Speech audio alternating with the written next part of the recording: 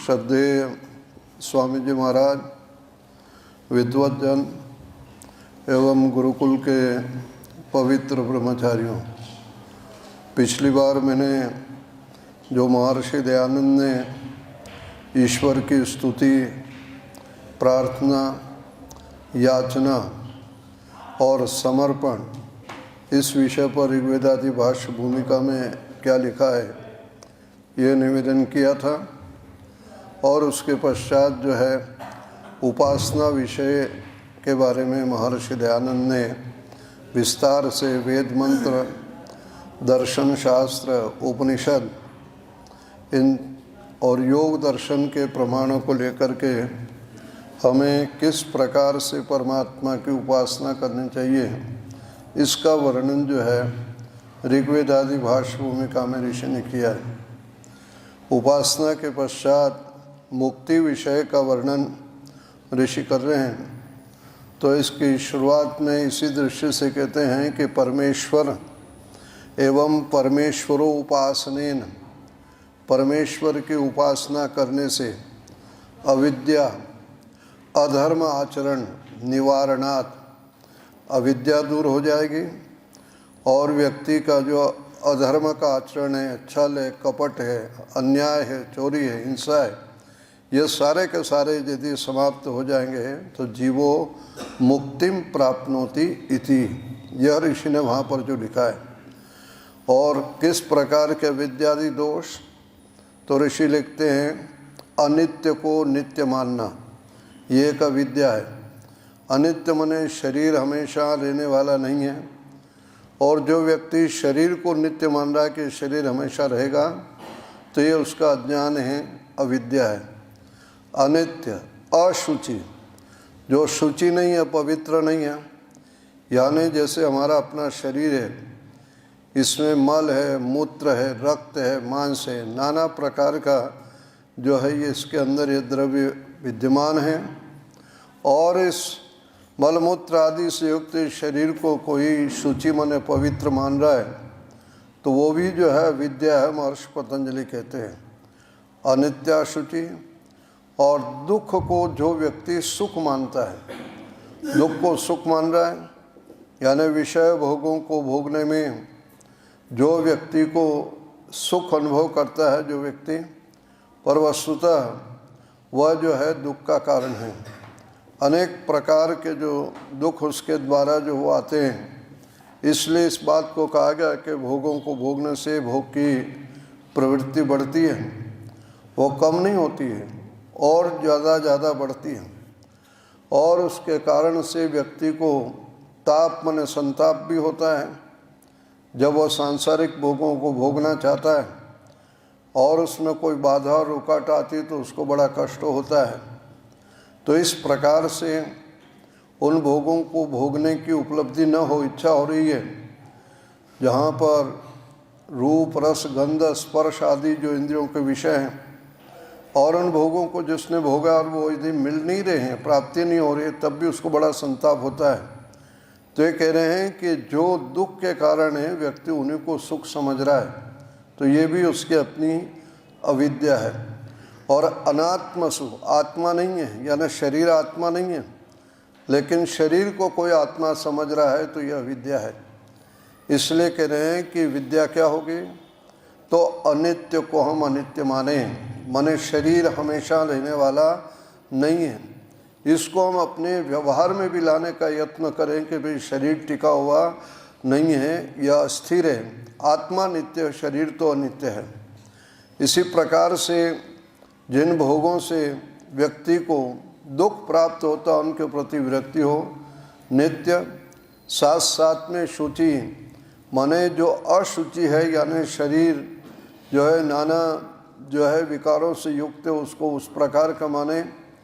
आत्मा शुद्ध और पवित्र हो तो पवित्र को पवित्र माने, अपवित्र को पवित्र माने, दुख को दुख और सुख को सुख माने, तो ये विद्या होगी। इसलिए योग दर्शन के अंदर कहा है अनित्या शुचि दुख अनात्मसु, नित्य शुचि सुखात्म ख्यातिर अविद्या, यह विद्या है। और वहाँ पर विद्या हो जाएगी कि अनित्य को अनित्य माने, दुख को दुख माने, आत्मा को आत्मा माने, इस प्रकार से जो है सुख को सुख माने, तो ये विद्या होगी। तो ऋषि इस बात को कह रहे हैं कि अविद्या आदि दोषों के दूर होने से व्यक्ति को जब यथार्थ ज्ञान हो जाएगा तो अधर्म से, पाप से, बुराइयों से दूर होगा। तो पाप से दूर हो जाएगा, उसका जीवन शुद्ध और पवित्र हो जाएगा, और वह जो है शुद्ध और पवित्र आचरण उसका ईश्वर की उपासना से होता है। इसलिए कह रहे हैं कि ईश्वरोपासनेन ये सारे जो है विद्या अधर्म आचरण निवारणात् जीवः मुक्तिम प्राप्नोति, जीव जो है मुक्ति को प्राप्त करता है। वैसे वेदों में आप देखोगे तो मुक्ति शब्द वेदों के अंदर नहीं आया है, मोक्ष शब्द भी वेद के अंदर नहीं आया है। वेदों के अंदर यदि आया है तो अमृत शब्द का प्रयोग आया है। विद्या अमृतम अश्नुते, विद्या से अमृत प्राप्त करता है, यह वहाँ पर जो यजुर्वेद के अंदर आया है। दर्शन शास्त्रों में जहाँ पर जो है कहीं अपवर्ग का प्रयोग आया, कहीं निश्रेयस का प्रयोग आया, कहीं मुक्ति का प्रयोग आया है, कहीं हान का प्रयोग आया है, हान के उपाय माने मोक्ष की प्राप्ति हम कैसे करें, और कहीं ब्रह्मलोक का भी वर्णन आया है। तो इस प्रकार से वेद से इतर ग्रंथों में जो है यह मोक्ष और मुक्ति शब्द का प्रयोग जो आया है। एक चीज़ और ऋषि ने स्पष्ट की इस प्रसंगे कि मुक्ति और बंधन ये स्वभाव से नहीं जीवात्मा को प्राप्त होते हैं। मुक्ति और बंधन ये जो है नैमित्तिक है।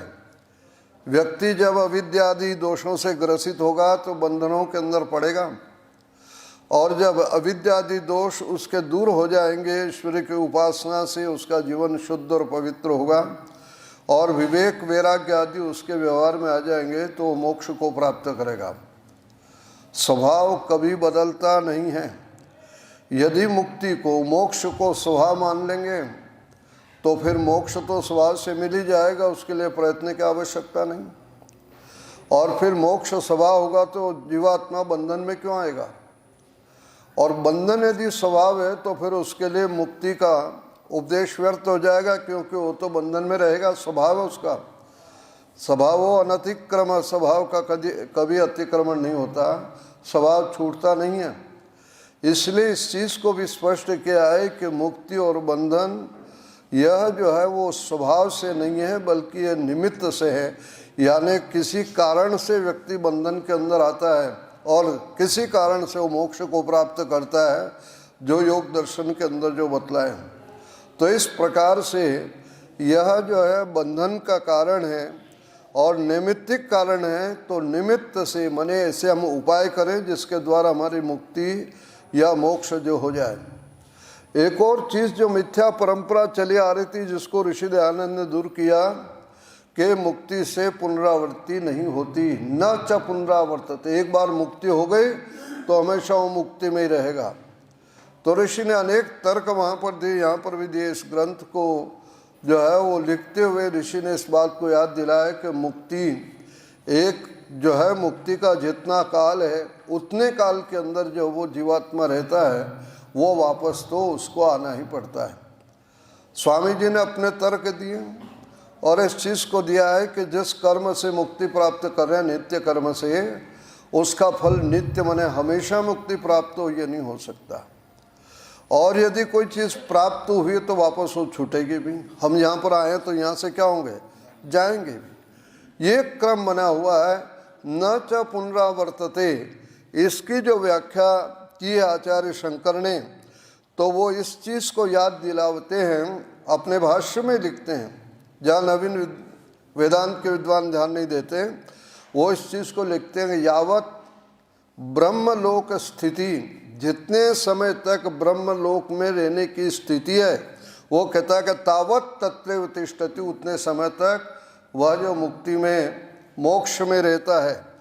प्राक्तनो न वर्तते, लेकिन उससे पहले नहीं आता। न, जिस बात को कहा है कि न पुनरावर्तते का मतलब है मुक्ति का जितना समय है उतने समय तक जीव वहाँ पर रहेगा और उससे पहले वापस नहीं आएगा, ये संकेत वहाँ पर जो दिया है, तो मुक्ति अनंत काल पर नहीं है। मुक्ति जो है वो कितना समय आप जानते हैं, जो उसको शास्त्रों में बड़ा विस्तार से लिखा, वहाँ पर मीमांसा का सूत्र आता है और इस चीज़ को देता है कि न यानी जो है इस चीज़ से सर्वोत्तम अधिकारित्व, यानी सर्वस्व शब्द माने सब कुछ, यानी पूरा जीवन उसमें में रहे, वो एक अधिकार तक है। कितने समय तक? कितने समय तक का मतलब है कि मोटा उदाहरण दूं तो किसी व्यक्ति को आजीवन कारावास हो गया, तो आजीवन कारावास का मतलब है नहीं कि जब तक वो जिएगा तब तक जेल के अंदर रहेगा, मरने तक रहेगा, ऐसा नहीं है। आजीवन कारावास की एक सीमा निर्धारित कर रखी, 20 वर्ष तक उसको आजीवन कारावास होता है, तो 20 वर्ष तक वहाँ पर जो वो रहेगा, उससे ज़्यादा जो हो नहीं रहेगा।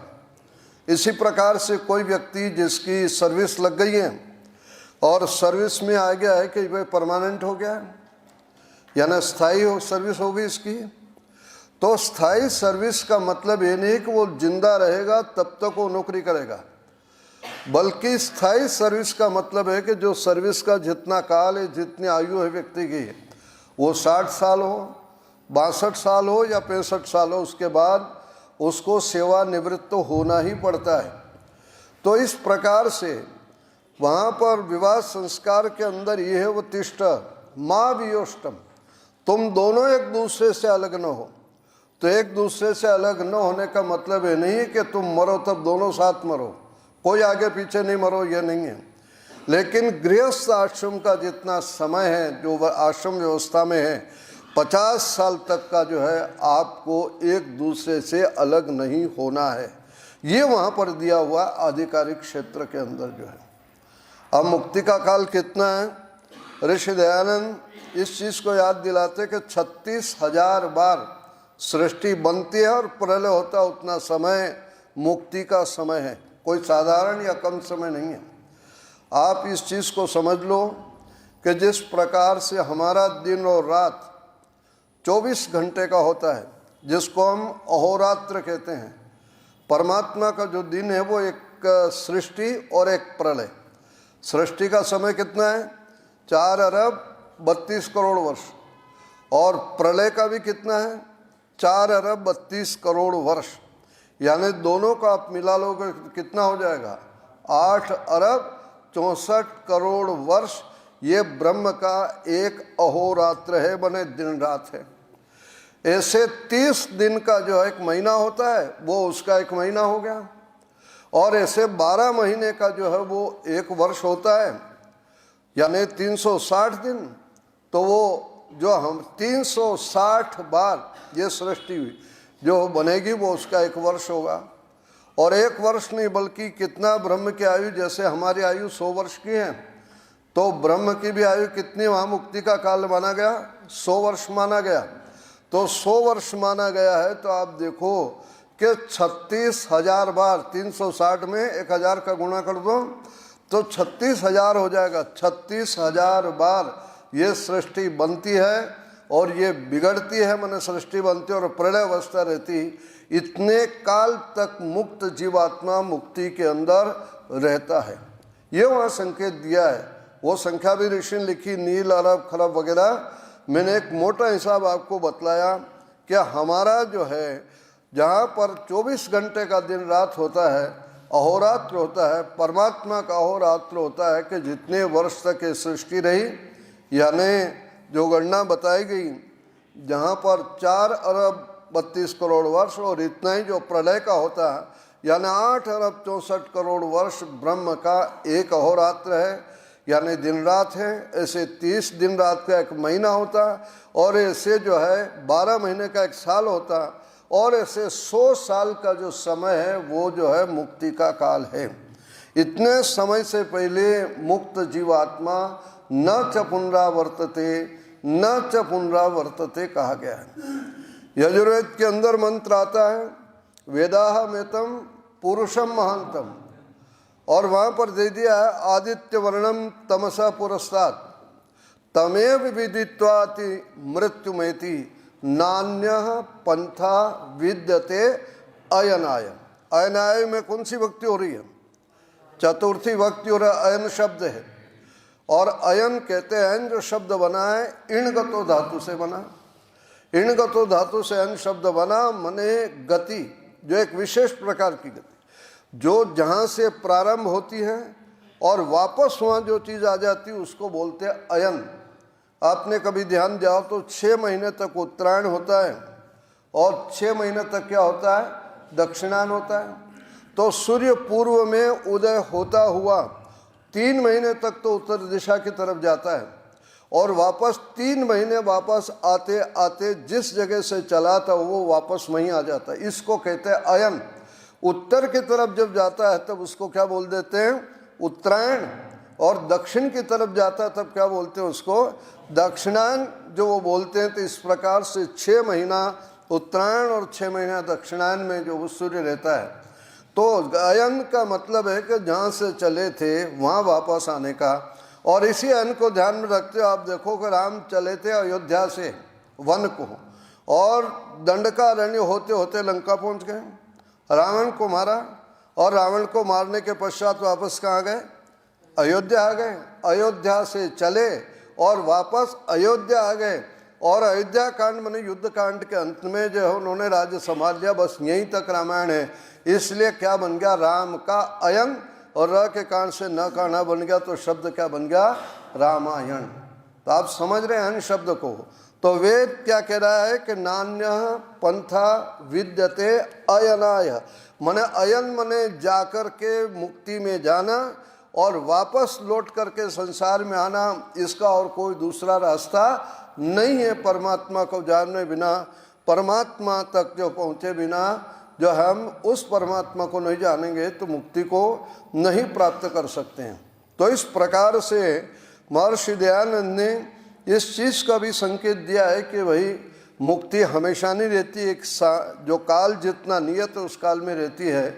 और साथ साथ में मुक्ति के लिए वेद में मुक्ति या मोक्ष शब्द नहीं आया, अमृत शब्द का प्रयोग जो वहाँ पर वेदों के अंदर आया। मोक्ष और मुक्ति ये दर्शनों में आया, रीते जानान न मुक्ति जो है वो वहाँ पर आ रहा है। इसमें आपका जो सांख्य दर्शन के अंदर जो आया, अपवर्ग भी शब्द मोक्ष के लिए आया। जहाँ न्याय दर्शन के अंदर इस बात को दिया कि मिथ्या जाना नाम उत्तरोत्तरापाय तदंतरापायात अपवर्ग, वहाँ जो है वो क्या आया, अपवर्ग शब्द का जो प्रयोग आया। कहीं कहीं पर निश्रेयस शब्द का प्रयोग आया, अभ्युदय और निश्रेयस, यह तो अभ्युदय निश्रेयस सिद्धि सधर्म। तो इस प्रकार से जो है वहाँ पर अपवर्ग आया है, मुक्ति आया है, निश्रेयस आया है। और योग दर्शन के अंदर जो है वहाँ पर हान शब्द का प्रयोग आया। इसलिए हानोपाय, योग के अंगों को हानोपाय जो कहा गया है, तो ये मुक्ति के लिए अनेक जो शब्द हैं।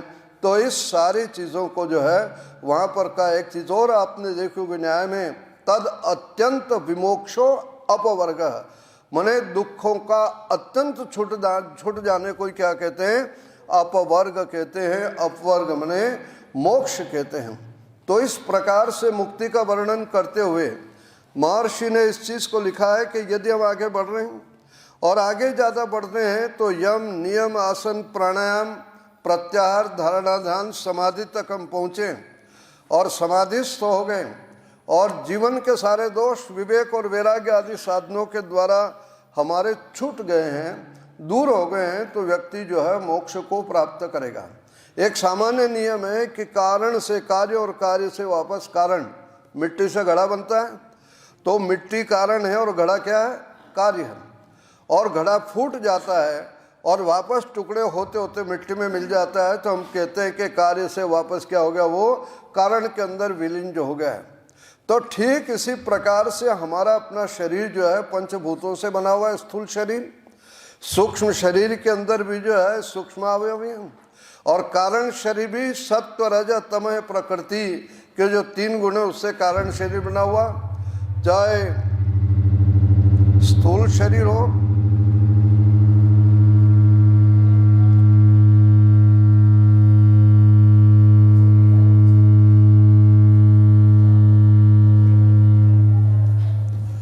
चाहे स्थूल शरीर हो, सूक्ष्म शरीर हो और कारण शरीर हो।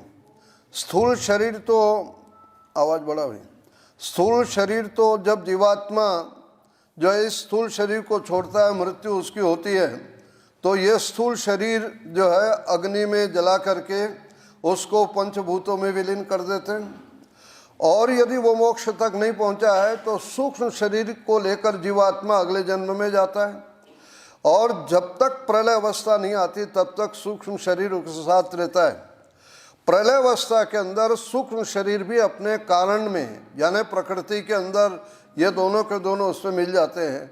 इसलिए जीवात्मा के लिए कहा गया अमात्र चतुर्था। मुंडक उपनिषद में आप देखोगे स्थूल, सूक्ष्म और कारण, जागृत, स्वप्न और सुषुप्ति, ये तीन जो अवस्थाएं बतलाई गई, और ये कहने के सारा का सारा ये प्रकृति से जुड़े हुए हैं।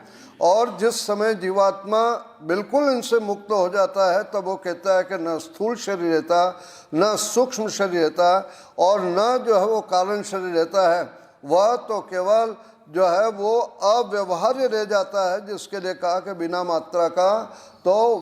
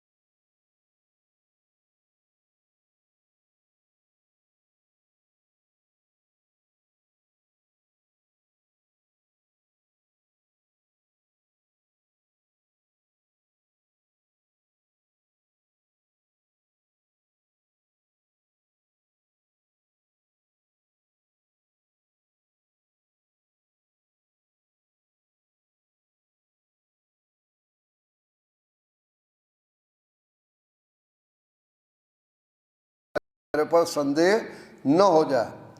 और यदि वो पकड़ा गया, मान लीजिए, जब तक नहीं पकड़ा गया तो सब जगह आराम से घूम रहा था, और पकड़ा यदि वो गया तो उसको जेल में डाल दिया जाता है। उसके घूमने का क्षेत्र बहुत सीमित हो गया जेल।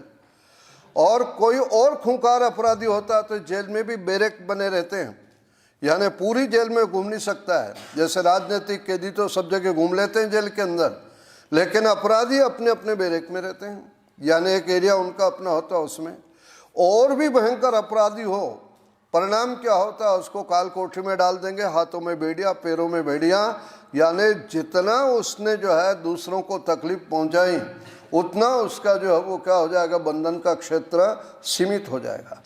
इसलिए महर्षि पतंजलि ने साधना करने वाले व्यक्ति के लिए अहिंसा, सत्य, अस्तेय, ब्रह्मचर्य, अपरिग्रह, इन यमों का जो वर्णन किया है कि हम जीवन में अहिंसा का पालन कर रहे हैं, यानी किसी की हिंसा नहीं कर रहे हैं, शरीर से भी नहीं कर रहे हैं, वाणी से भी नहीं कर रहे हैं, मन से भी नहीं कर रहे हैं, हम सत्य का आचरण कर रहे हैं। इसी प्रकार से चोरी नहीं कर रहे हैं हम, इसी तरह से हम ब्रह्मचर्य का पालन कर रहे हैं, सदाचारी हैं। यदि इस प्रकार से हम अपने आप को बना लेते हैं तो वहाँ पर क्या होता, नियम का भी पालन कर लेते हैं, तो ऐसे व्यक्ति का धीरे धीरे जो है वो साधना के अंदर या उपासना में, ध्यान में मन लग जाता है। और एक स्टेज ऐसी आ जाती है कि ध्यान करते करते उसको ये नहीं रहता है कि मैं कर रहा हूँ। ध्यान करने वाला जिसका ध्यान कर रहा है और ये ध्यान कर रहा हूँ मैं, ये 3 चीज़ें ध्यान में रहेगी और समाधि में क्या हो जाएगा, वो अपने आप को भी जो है भूल जाएगा, तत्स्थ हो जाएगा। तब वहाँ पर जो प्रयोग हुआ अहम ब्रह्मास्मि, अहम ब्रह्मास्मि का जो प्रयोग हुआ, ऋषि लिखते हैं कि यह ब्रह्मास्मि नहीं, वो ब्रह्म नहीं है, बल्कि अहम ब्रह्मणि स्थिता अस्मि, मैं किस में स्थित हूँ, ब्रह्म में स्थित हूँ। व्यक्ति कभी कभी जो है बहुत क्रोध कर रहा था, हम कहते हैं कि क्रोध में टिका हुआ है, बहुत अहंकार कर रहा है तो किस में, वो अहंकार में टिका हुआ है। 2400 घंटे मेरा मकान, मेरी दुकान, मेरा पैसा, मेरा कपड़ा, वो कहेगा इसमें टिका हुआ है, स्व में टिका हुआ नहीं, उसके लिए अस्वस्थ शब्द का हम प्रयोग करते हैं। तो परमात्मा को प्राप्त करने यानी मोक्ष को प्राप्त करने के अंदर जो है तभी हम प्राप्त कर सकेंगे, दूसरे के जीवन में बाधा न डालें, और बाधा नहीं डालने का क्रम जो योग दर्शन के अंदर बताया वो है, तो उसको न डालें। मैं एक मोटा उदाहरण बच्चों को दिया करता हूँ। जब मैं कॉलेज में पढ़ाता था उससे पहले स्कूल में कुछ समय हमारे आर्य समाज के स्कूल था, उसमें कुछ दिन पढ़ाना पड़ा मुझे। एक बच्चा बहुत शैतान था, वो इतना था कि जैसे मैं बोर्ड पर कुछ लिखने के लिए जाऊं, वो अपनी जगह से उठता, 2-4 के सिर पर फटाफट मार करके जो है वो अपनी जगह आके बैठ जाता। जब सामने देखता हूं तो बैठा हुआ मिलता था। दूसरे बच्चे शिकायत करते, गुरुजी इसने मुझे मारा, इसने मुझे मारा। वो कहता मैंने तो किसी को नहीं मारा है। सब टीचर, सब अध्यापक परेशान थे। मैंने उसकी माँ को बुलाया, उससे पूछा कि भाई ऐसा ऐसा करता है, क्योंकि बम्बई में जो है दंड देने का, ठोकने पीटने का नहीं है सिस्टम। तो उसको बुलाया, उसने कहा आपको जो इसको दंड देना हो, सजा देना हो दो, मैं आपको कोई शिकायत नहीं करूँगी। वो घर पे भी परेशान करता होगा। दूसरे दिन मैंने क्या किया है कि जो उसका स्टूल था और टेबल थी, 2-2 बच्चे एक साथ बैठते थे, उसके स्टूल और टेबल को मैंने अलग कर दिया उसके पार्टनर से। और क्या किया मैंने कि जिस स्टूल पर वो बैठा था और टेबल थी, उसके चारों तरफ चाक घुमा दी, चाक से निशान कर दिया। उसने कहा ये क्या किया आपने? मैंने कहा तेरे लिए लक्ष्मण रेखा खींची है। पीटने वाली बात तो नहीं की मैंने, तेरे लिए लक्ष्मण रेखा खींची है। क्या मतलब गुरुजी? तो मैंने कहा कि इन 40 बच्चों में से किसी एक ने भी कह दिया कि तेने रेखा पार की है, पीटने वाली बात नहीं की, इस चाक का जो निशान कर रखा है उससे तुम पार हो गए, निकल गए, तो आज तुम्हारा स्विमिंग बंद। वहाँ बच्चों को 2 घंटे जो है स्विमिंग पूल में तैरने के लिए ले जाते हैं, तो आज तुम्हें वहाँ नहीं भेजा जाएगा। खाना तुम कैंटीन में नहीं खाओगे, हमारे साथ स्टाफ के साथ बैठकर खाओगे। और खेलने के समय भी जो है तुम होमवर्क करोगे, खेलने भी नहीं दिया जाएगा। 3-4 चीज़ें उसको बताई। बच्चा था वो 10-11 साल का, 5वीं क्लास का। वो घबरा गया कि खेल बंद हो जाएगा और जो है स्विमिंग में नहीं जाऊंगा। छोटे बच्चों को तैरने में बड़ा आनंद आता है। वो लड़का डर गया और 40 मिनट वो चुपचाप आराम से बैठा रहा। जब मेरा पीरियड पूरा हुआ तब मैंने बच्चों से पूछा है कि ये नकुल उठा था अपनी जगह से? तो कहा कि नहीं आज बिल्कुल नहीं उठाए, बिल्कुल अपनी जगह रहा है। तो उनका ठीक है, स्विमिंग में जा सकते हो। उस बच्चे ने जो बात कही थी मुझसे, वो आपको बतला रहा हूँ बच्चों को। उसने कहा गुरुजी मेरे लिए लक्ष्मण रेखा क्यों खींची आपने, इन 40 के लिए क्यों नहीं खींची? तब मैंने उसको कहा था कि ये 40 के 40 बच्चे दूसरे की पढ़ाई में बाधा नहीं डालते, इनके लिए लक्ष्मण रेखा की आवश्यकता नहीं। तुम सबको परेशान करते हो, इसलिए तुम्हारे लिए बंधन बने लक्ष्मण रेखा डालनी पड़ी। तो ठीक है, स्थिति है कि जो जीवात्मा अपने व्यवहार के द्वारा, अपने आचरण के द्वारा दूसरों के जीवन के कार्यों में बाधा डालता है, जीवन में बाधा डालता है, तकलीफ देता है, दुख देता है, छल कपट करता है, धोखा देता है, परमात्मा उसके लिए जो है बंधन जकड़ देता है। उसकी स्वतंत्रता का क्षेत्र जो है वो सीमित हो जाता है। भगवान ने वाणी दी बोलने के लिए और जीवान दी बोलने के लिए, और जीवान से बोलने के बजाय गालियां दे रहा है जो आदमी, दिन रात गालियां दे रहा है, परमात्मा क्या सजा देगा उसको? उसके बोलने का क्षेत्र सीमित कर देगा और अगली बार उसको गूंगा बना देगा। और इसलिए बना देगा कि गलत आदत भी छूटेगी और उस वाणी की कीमत भी वो समझेगा। वाणी की कीमत समझेगा। भाई जीवान भगवान ने बोलने के लिए दी, गालियां देने के लिए दी। कई वर्ष हो गए जब मैं काशी से पढ़ करके राजस्थान के एक शहर में गया संस्कृत पढ़ाने के लिए। वहाँ जो एक साधु थे, महात्मा थे, उनको पता लगा कोई काशी से पढ़ के आया और संस्कृत पढ़ा रहा है, कॉलेज के बच्चे, स्कूलों के अध्यापक अध्यापिका सब आ रहे थे। वो मुझसे मिलने आए, साथ में एक स्लेट लाए। पहले एक स्लेट होती थी और एक सफ़ेद पेंसिल होती थी। तो उसने जो है मुझसे पूछा कि आपने कब जो है परीक्षा दी बनारस में, कब आपने आचार्य किया? तो जब किया तो मैंने बता दिया। तो उसने जो उस पर लिखा है कि मयापि परीक्षा उत्तीर्णा, संस्कृत में लिखा, संस्कृत का था, मयापि आचार्य परीक्षा उत्तीर्णा, और मेरे को दिखा दिया। मैंने अगला प्रश्न उससे पूछ लिया संस्कृत में, किमर्थम न वदति भवान, भाई आप बोल क्यों नहीं रहे हो, बोल क्यों नहीं रहे? तो उसने फटाक से लिखा मौनम धृतम, मैंने मौन धारण कर रखा है इसलिए नहीं बोलता हूँ। अगला प्रश्न और मैंने क्या, कति वर्षाणी व्यतीतानि, भाई कितने साल हो गए मौन धारण क्यों हुए? फिर ईमानदार से के लिखा सप्त वर्षाणी व्यतीतानि, 7 साल हो गए मैंने मौन धारण कर रखा, मैं बोलता नहीं हूँ। अगला जो अंतिम प्रश्न था मैंने उससे पूछा, किम वक्तुम इच्छा न भवती, क्या आपके बोलने की इच्छा नहीं होती है? तब उसने अपनी हकीकत बतलाते हुए लिख दिया स्लेट पर, इच्छा तो भवती परम मौनात वक्तुम न शक्नोमि, मौन रहते रहते मेरी जीवान इतनी निष्क्रिय हो गई है कि अब मैं चाहता हूँ बोलना लेकिन फिर भी बोल नहीं पा रहा हूँ। तो आप समझ रहे हो, यानी परमेश्वर ने ये इंद्रियां दी है, इनका सदुपयोग करने के लिए कोई व्यक्ति उपयोग करना ही बंद कर दे और साथ में इसका दुरुपयोग करेगा तो परमात्मा उससे क्या कर लेगा, छीन लेगा। यही बंधन का कारण है। और जहाँ दूसरों को सुख देगा वहाँ पर वो जो है मोक्ष को, मुक्ति अवस्था को प्राप्त करेगा। इसलिए कह दिया है वेद के अंदर, विद्या अमृतम अश्नुते, विद्या के द्वारा, विद्या मने तत्व ज्ञान, यथार्थ स्थिति जो व्यक्ति जान जाएगा वह जो है उस परमात्मा को मने मोक्ष को प्राप्त करेगा।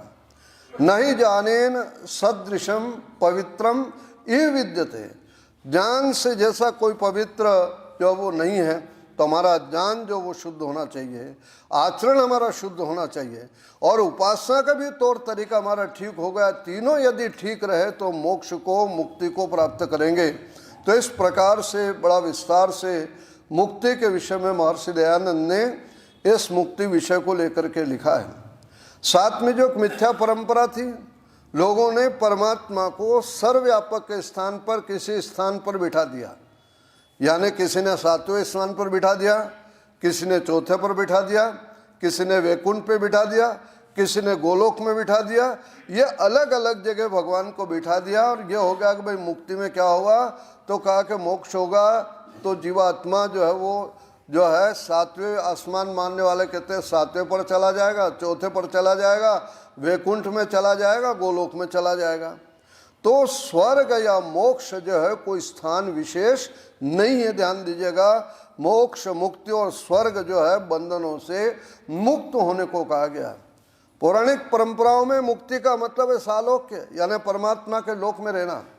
मुक्ति का मतलब है सामीप्य, भगवान के हर समय पास में रहना। तो इस प्रकार के जो वहाँ 3-4 जो प्रकार बतलाए, वहाँ पर जो है इस चीज़ को कहा तो ऋषि इस चीज़ को याद दिलाते कि परमात्मा तो सब जगह है, हम हमेशा उसके पास में हैं। यह अज्ञान का, विद्या का पर्दा है कि हम उसकी सत्ता के अनुभव नहीं कर पा रहे हो उसके साथ रहते हुए भी। तो इस प्रकार से मोक्ष के उपाय जो योग दर्शन बतलाया वो, और मुक्ति का विस्तार से जो है इस प्रसंग के अंदर महर्षि ने जो लिखा है। उसके पश्चात अगला जो विषय ऋग्वेदादि भाष्य भूमिका में लिखा ऋषि ने, 9 विमान आदि विद्या विषय, यानी ऋषि इस बात को कह रहे हैं कि वेदों के अंदर जो है विमान का वर्णन है, जलयान हो, वायुयान हो या और जो धरती पर चलने वाले यान हो, उन सब का वर्णन वेदों के अंदर विद्यमान है। हवाई जहाज नहीं बने थे तब ऋषि दयानंद ने जो है मंत्र देकर उसका अर्थ करके इस प्रकरण के अंदर विस्तार से लिखा कि किस किस प्रकार से विमान हो, कितना इसके अंदर ये धातु हो और कैसे इंजन बना जाए, कैसे वो किया जाए, ये सारा का सारा उस प्रकरण के अंदर लिखा है। तो वो सारा का सारा लिखा महर्षि दयानंद के शिष्य, आर्य समाज के सदस्य, बम्बई विश्वविद्यालय में 7वें लेकर जो काम करते थे, उनके साथी जो है शिवकर बापू तलपदे, महाराष्ट्रन थे वो। उनकी पत्नी संस्कृत की विदुषी थी। उन्होंने जब ऋषि का इस चीज़ को वो पढ़ा तो सोचा है कि स्वामी दयानंद ने जैसा लिखा हम वायुयान बना सकते हैं क्या। उन्होंने वो बनाया और बना करके उसका नाम रखा, सातवें लेकर जी ने भी उसमें उनका सहयोग किया था, यानी जहाँ कई वेद मंत्र में आए शब्द उनको जो स्पष्ट किया था। विमान बनाया, उसका नाम उन्होंने रखा मरुत्सखा, मरुत्सखा उसका नाम रखा। और मरुत्सखा रखा उन्होंने इस बात को सोचा कि इसको मैं उड़ाऊं, सामान्य लोगों के सामने उड़ा दूंगा, कोई इसकी प्रामाणिकता नहीं रहेगी। तो बड़ौदा नरेश को महाराजा गायकवाड़ को बुलाया और इधर महाराष्ट्र में जिनकी बहुत अधिक प्रतिष्ठा थी, गोविंद महादेव रानाडे, जिन्होंने ऋषि दयानंद के व्याख्यान करवाए थे पुणे के अंदर, महाराष्ट्र में हाई कोर्ट के जज थे, उनको बुलाया और उनकी उपस्थिति में मुंबई चौपाटी पर यह 1895 में 1895 उस समय ये विमान उड़ाया। और वो विमान जो उड़ाया वो 17 मिनट तक उड़ा। कितने मिनट तक? 17 मिनट तक, और 1500 फीट की ऊंचाई पर जब ये उड़ा उस समय उसकी बड़ी चर्चा हुई और इतनी चर्चा होने लगी कि तिलक ने, जो उनका अपना अखबार निकलता था, उसमें संपादक ही निकाला शिवकर बापू तलपदे के नाम पर। और कोल्हापुर के जो शंकराचार्य थे उन्होंने उनको बुला करके उनका अभिनंदन किया, सम्मान किया और उनको उपाधि दी विद्या प्रदीप प्रकाश, यानी इस चीज़ से, इस उपाधि से उनको सम्मानित किया गया।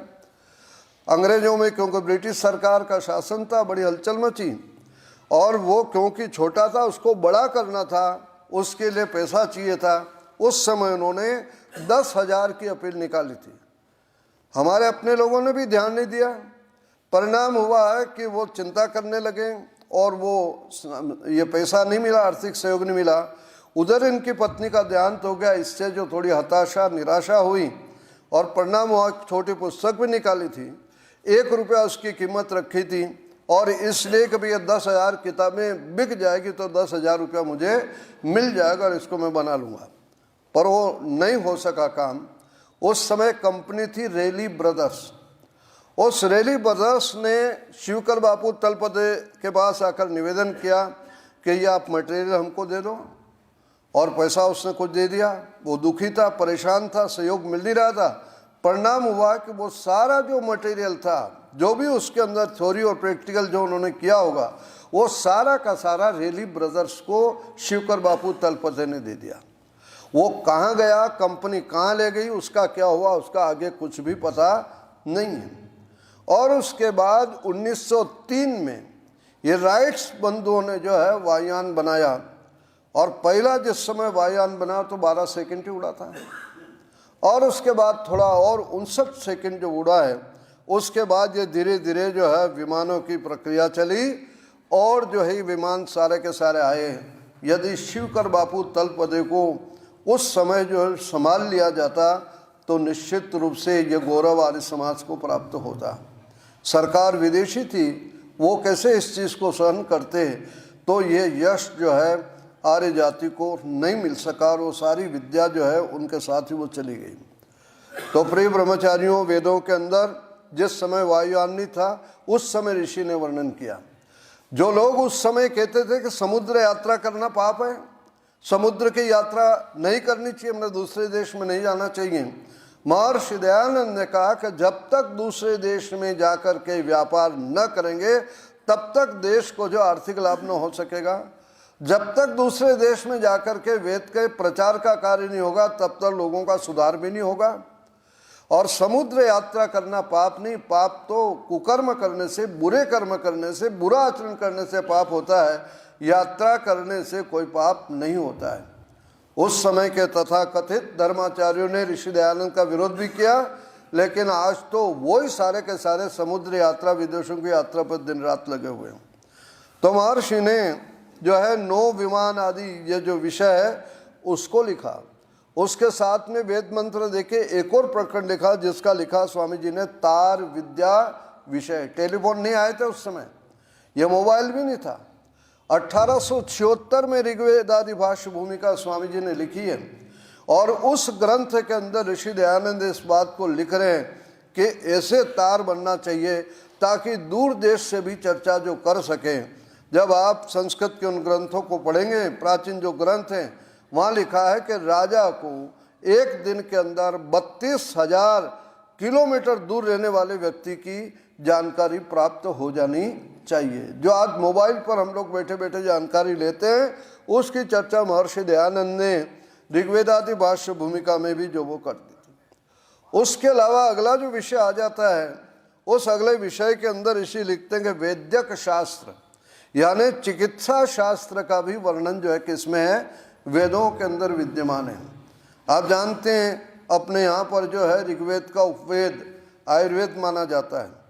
आयुर्वेद के अंदर सारा चिकित्सा का वर्णन है, विस्तार से वर्णन किया हुआ है। लेकिन इस चीज़ को कहते हैं, इसका मूल आधार तो क्या है, वेद है। अथर्ववेद के अंदर चिकित्सा से संबंधित अनेक मंत्र आए। यजुर्वेद के अंदर भी जो मंत्र आए हम संध्या में बोलते हैं पश्चिम शरदा शतम, 100 शरद ऋतुओं तक हम देखते रहें। कैसे देखेंगे, कैसे हमारी आंखें स्वस्थ रहेगी, कैसे हमारा शरीर स्वस्थ रहेगा, वो सारा का सारा जो है वेदों के अंदर विद्यमान है। इसलिए यजुर्वेद का एक मंत्र आता, दुर्मित्रियान संतु आपह औषधया। ऋषि इस चीज़ को कह रहे हैं कि आपह पानी को कहते हैं, और पानी भी चिकित्सा के रूप में, जिसको जल चिकित्सा का प्रयोग करते हैं प्राकृतिक चिकित्सा में, उसका संकेत जो वेद के इस मंत्र में आ रहा है। औषधि शब्द का प्रयोग करें कि उषदाहे से जो औषधि शब्द बना, औषधि यानी औषम दहती, मने रोगों को दहन करने का जो कार्य करती है वो क्या कहलाती है, औषधि कहलाती है। तो संकेत रूप में, बीज रूप में, मूल रूप में सारी विद्याएं वेदों के अंदर विद्यमान हैं। तो इस प्रकार से उस विषय को लेकर के विस्तार से जो वर्णन किया गया वो आयुर्वेद के अंदर किया गया। आप सब जानते हैं आयुर्वेद में 3 जो महत्वपूर्ण ग्रंथ हैं, उन 3 ग्रंथों का नाम है चरक है, सुश्रुत है और अष्टांग हृदय है। क्योंकि वेद में जो है सूक्ष्म रूप से थोड़ा का और उसका विस्तार ऋषियों ने किया है। यानी शरीर हमारा हमेशा नहीं रहेगा, इस चीज़ को जहाँ पर वेदों ने संकेत दे दिया है, वहाँ पर जो है किस प्रकार से आत्मा और शरीर का संयोग है, ये सारा का सारा सांख्य दर्शन के अंदर बतला दिया महर्षि कपिल ने। हम विद्या के द्वारा परमात्मा को प्राप्त करें, विद्या अमृतम अश्नुते, वेद का एक वाक्य है, लेकिन कैसे अमृत को, मोक्ष को प्राप्त करें, इसके लिए महर्षि पतंजलि ने पूरा योग दर्शन जो लिख दिया। तो इस प्रकार से ऋषियों ने वेद के उस विषय को लेकर के विस्तार से समझाने का यत्न किया है। तो ये चिकित्सा शास्त्र का वर्णन मूल रूप में जो है वेदों के अंदर विद्यमान है। ये भी ऋषि दयानंद ने जो है इस चीज़ का वहाँ जो है प्रमाण दे करके जो अपने ऋग्वेदादि भाष्य भूमिका में जो है प्रस्तुत किया है। उसके पश्चात एक विषय और आ जाता है जिसको ऋषि दयानंद लिख रहे हैं, पुनर्जन्म विषय, यानी हमारा पुनर्जन्म होता है। अनेक जो सांप्रदायिक लोग इस बात को मानते हैं कि हमारा पुनर्जन्म नहीं होता, और ऋषि इस चीज़ को लिख रहे हैं कि वेदों के अंदर जो है पुनर्जन्म का भी वर्णन है। हम जो भी कुछ कर्म करते हैं उसका फल भोगते हैं, जितना परिपाक इस जीवन में हो जाता है भोगते हैं, वरना आगे अगले जन्म में अपने को जो उन कर्मों का फल भोगना पड़ता है। ये वर्तमान ही इस बात को बतला रहा है कि भूतकाल और भविष्यकाल होता है। हम यहाँ बैठे हैं, इसका मतलब है कहीं न कहीं से आए हैं। यदि आते नहीं तो यहाँ बैठे कैसे रहेंगे, और बैठे हैं तो यहाँ से हम आए हैं तो क्या होगा, हम जाएंगे ही जाएंगे। वर्तमान ही भूत और भविष्य का निर्धारण करता है। वर्तमान है तो भूतकाल है, मने पूर्व जन्म हुआ है, और आगे भविष्य में पुनर्जन्म न आगे भी जन्म होगा। तो इस बात को बतलाया गया। महर्षि पतंजलि ने महाभाष्य में वर्तमान की अच्छी परिभाषा की, जो आप लोगों ने पढ़ी होगी। वो क्या लिखता है कि वर्तमान काल होता ही नहीं, शंका करता है। वर्तमान काल नहीं होता है, केवल भूत और भविष्य काल होता है। आप कैसे कह रहे हो भूत और भविष्य होता है? मैं बोल रहा हूँ ये वर्तमान काल है ना, कुछ नहीं। 40 मिनट आपको बोलते बोलते हो गए, ये क्या हो गया, भूतकाल हो गया है। 10-15 मिनट और बोलोगे क्या हो जाएगा, भविष्यकाल हो जाएगा। आप चल रहे हो, भाग रहे हो, 4 किलोमीटर जाना है, भाग रहे हो, चल रहे हो, रास्ते में तो क्या है, वर्तमान काल है। ना, जितना रास्ता आपने पार कर लिया वो क्या हो गया, भूतकाल, और जितना पार करना है वो क्या है, भविष्यकाल। कई उदाहरण दिए वहाँ पर। मान लीजिए आप भोजन कर रहे हो, कहोगे कि वर्तमान काल है, तो कहा नहीं, ये भी नहीं है। 4 रोटी रखी थी, 2 खाली, जो खाली वो क्या हो गया, भूतकाल, और जो थाली में पड़ी वो क्या हो जाएगा, भविष्यकाल हो जाएगा। एक स्थान पर बच्चों को बताया, उसने जो है अपने पिता से पूछ लिया, अध्यापक थे उसके पिता, तो कहा कि पिताजी एक बात बताओ, वर्तमान काल कहाँ होता है? उसने कहा मैं रोटी खा रहा हूँ, ये वर्तमान काल। तो उन्होंने कहा कि 3 रोटी रखी थी, 2 खा गए, भूतकाल हो गया, 1 बची हुई है, भविष्यकाल हो गया। तब वहाँ पर जो उस बच्चे ने पूछ लिया कि तो भूत और भविष्य व वर्तमान कहाँ है, तो पिता बड़ा होशियार था, वो कहता बेटा जो मुंह में चबा रहा हूँ ना, ये वर्तमान है। समझ गए आप? यानी जो खा चुके भविष्यकाल, जो खा चुका हो भूतकाल, जो खाना हो भविष्यकाल, और जो चबा रहा हूँ ये क्या है, वर्तमान काल। तो ऋषि लिखते हैं प्रारब्धः परिसमाप्तम वर्तमानम। महाभाष्य में इस बात को आगे दिया, वर्तमान को कितना क्लियर किया, देखो ध्यान देना, जो कार्य प्रारंभ हो चुका है और समाप्त नहीं हुआ है वो सारा का सारा किस में आ जाएगा, वर्तमान में आ जाएगा। यानी हमने जो है बोलना प्रारंभ कर दिया और अभी पूरा समय नहीं हुआ है, ये क्या कहलाएगा, वर्तमान होगा। यत् प्रारब्धम तत् समाप्तम, अभी जो प्रारंभ किया और समाप्त हो गया वो क्या हो जाएगा, भूतकाल हो जाएगा, और जो प्रारंभ भी नहीं हुआ और समाप्त नहीं हुआ वो क्या हो जाएगा, भविष्यकाल हो जाएगा। काल की कितनी बढ़िया परिभाषा जो वहाँ पर दी है। हम इस चीज़ को बतलाना, ऋषि इस बात को कहते हैं कि यदि हम 10 साल 15 साल 50 साल जितनी हमारी आयु है, इतनी आयु इस शरीर के अंदर है, इसका मतलब इससे पहले कहीं न कहीं से हम आए हैं, और आए हैं तो क्या होगा, कहीं न कहीं हम क्या होगा, जाएंगे। तो इसी को पुनर्जन्म कहते हैं। तो वहाँ दिया असुनीते पुनरस्मासु, हे भगवान हमको वापस ये शरीर मिले। वहाँ पर कहा कि हमको नेत्र मिले, पुनर्मनः, पुनः आयु, वो पुनः जो है वहाँ का श्रोत्रम, माने वापस हमको यह शरीर मन इंद्रिया वापस मिले। बार बार जो है भगवान से हम प्रार्थना कर रहे हैं। आपने देखा होगा व्यास ने महाभारत के अंदर लिखा, वासांस जीर्णानि यथा विहाय नवानि गृह्णाति नरो प्राणी तथा शरीराणि विहाय जीर्णानि अन्यानि संयाति नवानि दे।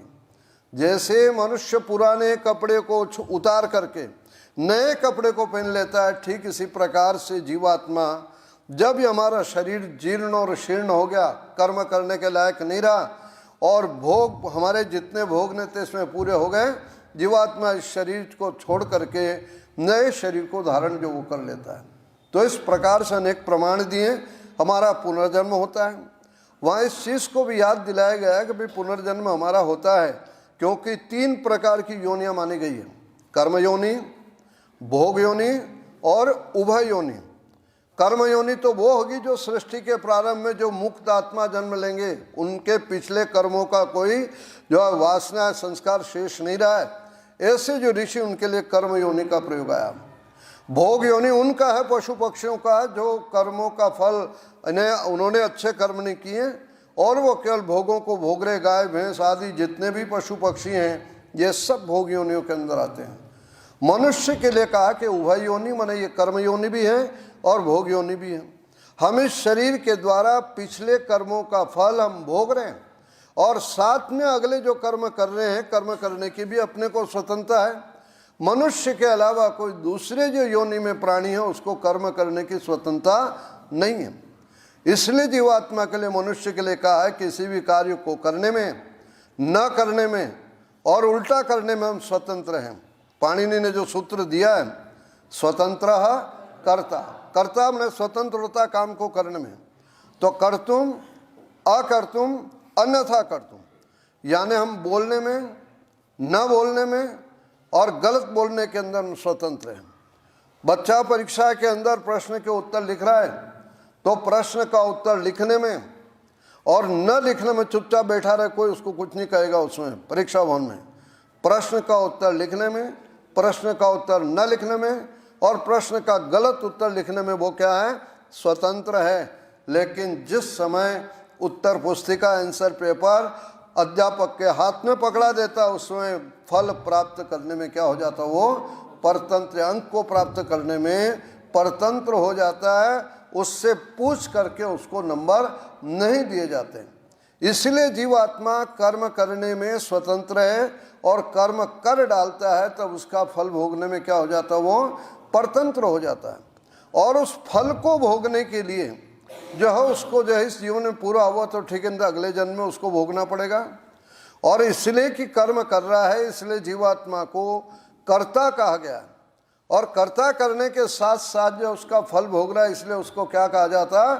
भोक्ता भी कहा जाता है। उपनिषदों में आता है आत्मेंद्रिय मनोयुक्तम भोक्तित्याहुर, जो कहा गया आत्मा इंद्रिय और मन से युक्त होता है उसको भोक्ता कहा गया।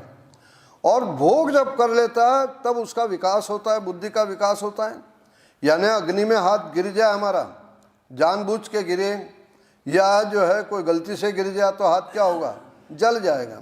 और हाथ जिस समय जल गया उसके पश्चात हमको अनुभव हो गया है कि इससे अपने को सावधान रहना चाहिए, आग में हाथ नहीं डालना चाहिए।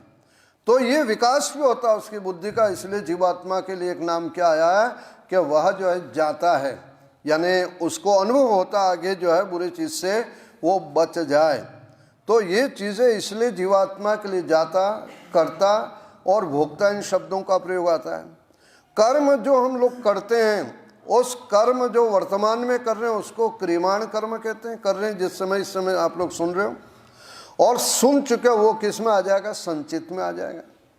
और सुनने के बाद मैं आपसे कहूँ कि मैंने जो बोला उसको आप लिखो, वो क्या आ जाएगा? प्रारब्ध के अंदर आ जाएगा। तो प्रत्येक कर्म हम जो अच्छा और बुरा कर रहे हैं, उस कर्म का फल जिस समय अपने को मिलता है उसको क्या कहते हैं? प्रारब्ध कहते हैं। कर्म की ये 3 कैटेगरी, जिसको क्रियमाण, संचित और प्रारब्ध कहा जाता है। उसी को हिंदी में लोग भाग्य कह देते हैं। तो जो फल अपने को मिल रहा है, किसी कर्म का फल अपने को जल्दी मिल जाता है, किसी का देर में मिलता है, किसी का बहुत देर में मिलता है। ना, जब तक कर्म का फल, कर्म जो है परिपाक नहीं होगा परमेश्वर की व्यवस्था से, तब तक वो मिलता नहीं। इसलिए योग दर्शन के अंदर कह दिया है कि तद विपाको, वहाँ जो जब उसका विपाक हो जाएगा तब जो है जाति आयुर्भोग, ये 3 प्रकार से हमें भोग प्राप्त होते हैं। नहीं, जाति माने कौन सी योनि में जाएंगे और क्या क्या हमने जो भोग के जो है वो कर्म किए वो भोग अपने को उपलब्ध होगा, और वहाँ पर जो है जिस जाति की जितनी आयु भी हमें प्राप्त होगी। तो इस प्रकार से यदि शरीर के अंदर हमारे भोग पूरे हो गए, यदि इतना किया है तो वहाँ पर इस जीवन में भोग लेंगे। और कुछ कर्म ऐसे कभी उसका परिपाक नहीं हुआ तो व्यक्ति अगले जीवन में भोगता है। तो भोगों को भोगने के लिए मनुष्य को अगला जन्म जो उसको प्राप्त होता है। महर्षि दयानंद से ये भी एक शंका की कि परमात्मा जो है, यदि पिछले जन्म का पुनर्जन्म उसका हुआ है तो उसको याद क्यों नहीं आती है? याद आ जाती तो अपराध से बच जाता। महर्षि दयानंद कहते हैं कि भाई पिछले जन्म की बात छोड़ो, इस जन्म में भी आप 5 साल के थे, 7 साल के थे, आप क्या क्या करते रहे, किससे आपका क्या जो है वहाँ पर दोस्ती रही है, किससे लड़ाई झगड़ा हुआ है, किस समय आपने क्या खाना खाया था, कहाँ गए थे, तारीख और समय आप दे दो और कहो कि बताओ तुम उस दिन क्या कर रहे थे हो। तो इस जन्म की भी याद नहीं रहती, पिछले जन्म की तो बात कहाँ कह रहे हो तुम। और परमात्मा ने अच्छा किया है कि पिछले जन्म की स्मृति नहीं होती है। आप देखो कि 2 जन्मों के बीच में जो 9 महीने का जो समय आता है गर्भावस्था का, उस समय पिछले जन्म के सारी स्मृतियों को परमात्मा पर्दा डाल देता है और अगले जन्म में फिर नई शुरुआत उसकी अपनी हो जाती है। पिछले यदि अच्छे कर्म किए हैं वो याद आएंगे, अगले कर्म बाधा डालेंगे। पिछले कर्म यदि उसने गलत किए हैं वो याद आएंगे, उसको दुख देंगे। पिछले जन्म में कोई घोड़ा, गधा, ऊंट, बैल, बकरी था और इस जीवन में वो आदमी बन गया है तो उनको याद कर करके क्या होगा, उसका हालत खराब होगी। पिछले जन्म में किसी पैसे वाले के घर था, सारा पैसा करोड़ों रुपया छोड़ के आया और किसी गरीब के घर पैदा हो गया, तो बताओ कैसे रहेगा। और पिछले जन्म में जिसके साथ उसकी दुश्मनी थी और उसी के घर में वो पैदा हो गया है, तो बाप और बेटे का प्यार किसी हालत में नहीं रह सकता। अनेक ऐसे कारण हैं। तो भूला जाता है परमात्मा, विस्मृति होती है, ये परमात्मा की बहुत बड़ी कृपा है। यानी पुनर्जन्म तो हमारा होता ही होता है। और सबसे बड़ा इस चीज़ को दिया कि व्यक्ति को जो है अभिनिवेश नामक क्लेश होता है। अभिनिवेश का मतलब मौत से डर। कौन ऐसा व्यक्ति, कौन ऐसा प्राणी जो मौत से नहीं डरता हो? मनुष्यों की बात नहीं, छोटी चींटी जा रही हो और उस पर थोड़ा आप उंगली लगाओ वो भी भागने की कोशिश करेगी। कुत्ता आ रहा हो, पत्थर उठा के मारो मत, उसको केवल मारने का एक्शन करो, वो भाग जाएगा आपसे। यानी वो भी बचना चाहता है। एक व्यक्ति के हाथ पैर टूटे हुए हैं, घसीटता हुआ चला जा रहा है, उससे कह दो भी तेरे गोली मार दे, मर जा, झंझट छूटेगा, वो कहता मरना नहीं चाहता हूँ। मौत से क्यों प्राणी, क्यों हर व्यक्ति डरता है? इस जीवन में तो उसने मृत्यु का दुख नहीं भोगा। तो ऋषि इस बात को याद दिलाते कि पिछले जन्म में मरते समय जो आपको तकलीफ हुई थी, वो डर ऐसा बैठा हुआ है कि आज मौत के नाम पर आप भयभीत होते हो, घबराते हो। तो यह अभिनिवेश जो दुख है, ये जो क्लेश है, यही क्लेश जो है व्यक्ति को बतला रहा है कि उसका पिछला जन्म हुआ था, वो स्मृतियाँ उसकी जो है वो बना हुआ है, जिसके कारण से ही पता लगता है कि हमारा पुनर्जन्म होता है। तो पुनर्जन्म को लेकर के भी महर्षि ने यहाँ पर जो है बहुत विस्तार से लिखा। दो प्रकार के द्वे स्मृति वेद मंत्र दिया, दो मार्ग हैं। उन दो मार्गों की चर्चा जो इसमें की ऋग्वेद आदि भाष्य भूमिका में, एक पितृयान और दूसरा क्या है, देवयान है। दो रास्ते। दो रास्ते का मतलब है या तो व्यक्ति मोक्ष को प्राप्त हो गया और मोक्ष को नहीं प्राप्त हुआ और उसके कर्म ऐसे रहे जिसके कारण से वो बार बार जन्म लेगा और जो है वहाँ पर जो है साधारण मनुष्य बनेगा। यदि 50% उसके अच्छे कर्म रहे, आधे से ज़्यादा रहे तो मनुष्य बनेगा, और पाप ज़्यादा हुए आधे से ज़्यादा तो पशु पक्षियों की योनियों के अंदर जाएगा। उसका मन सांसारिक चीज़ों के अंदर जो है मनुष्य जीवन में रहते भी उधर लेगा, इधर नहीं लेगा। और एक देवयान है जिसके लिए जो आता है अपने यहाँ पर प्रेय और शे मार्ग उपनिषदों में जा रहा है, वो शे की तरफ ज़्यादा चलेगा, माने वो वहाँ तक नहीं पहुँचा परमात्मा तक, वो फिर प्रयत्न करता है कि मैं किसी प्रकार से मोक्ष को प्राप्त कर लूँ। उसको सांसारिक सुखों में, भौतिक आकर्षण में मन नहीं लगेगा। इसीलिए तो यमाचार्य ने नचिकेता से कहा था तुम हाथी ले लो, घोड़ा ले लो, सोना ले लो, चांदी ले लो, नाच गाने के सारे साधन ले लो, सुंदर सुंदर महिलाएं ले लो। तब उसने क्या कहता है, ये तुमको ही मुबारक हो, तुम्हें ये मुबारक हो। पैसे का लालच दिया तो कहता है न वित्ते न तर्पणियों, मनुष्य धन से कभी आदमी तृप्त नहीं हुआ है। फिर कहता है कि तुम्हारे जैसा आचार्य हो और मेरे जैसा शिष्य हो तो मैं आत्मा के बारे में, ब्रह्म के बारे में ही जानना चाहता हूँ। तब जाकर के उसको शे मार्ग का जो उपदेश दिया है, यानी जो व्यक्ति मुक्त अवस्था को प्राप्त हो गया ठीक, और नहीं हुआ तो उसका क्या होगा, जिसको व्यास लिखते हैं शुचि नाम श्रीमताम गेहे योग भ्रष्टो भी जाए थे, वो ऐसे पवित्र माता पिता के घर में जन्म लेगा कि वहाँ पर फिर उसको इस प्रकार का वातावरण मिल जाए, वो अपने इस जीवन में जो उसे दोबारा प्राप्त हुआ उससे मोक्ष की तैयारी कर सके।